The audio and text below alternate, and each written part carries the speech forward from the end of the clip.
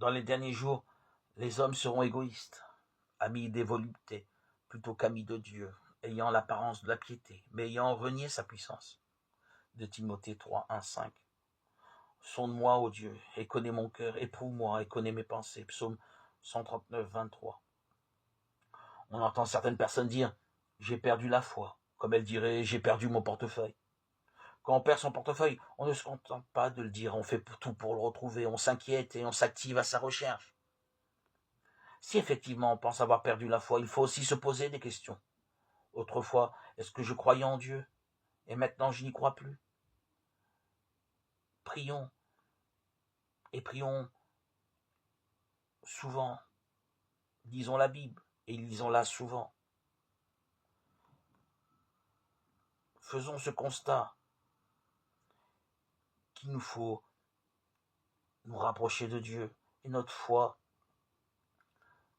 ne pourra plus se perdre. Restons quotidiennement à l'écoute de la parole de Dieu. Allons plus loin. Ne nous contentons pas de nous laisser aller et dire tout simplement nous avons perdu la foi. Perdre la foi, c'est renoncer à la prière, c'est renoncer à la lecture de l'évangile, c'est renoncer au repas de la scène. Tous ces sacrements sont nécessaires pour retrouver la foi, nourrir notre foi, que nous croyons perdue, mais qui est toujours là. Nous sommes les enfants de Dieu. Ne nous laissons pas distraire par tout ce que nous propose cette société. Ne nous laissons pas accabler par les soucis, les problèmes et les épreuves. Pour garder cette foi bien vivante, restons fidèles, si ce n'est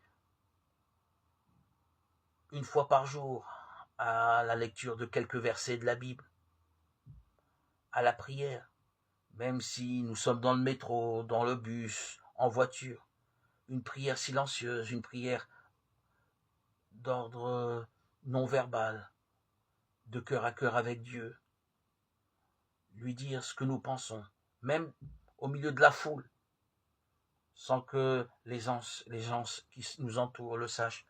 Prions Dieu par nos cœurs, mentalement. Quelquefois, il n'est pas nécessaire d'ouvrir la bouche pour entrer en connexion avec Dieu. C'est si facile, si facile.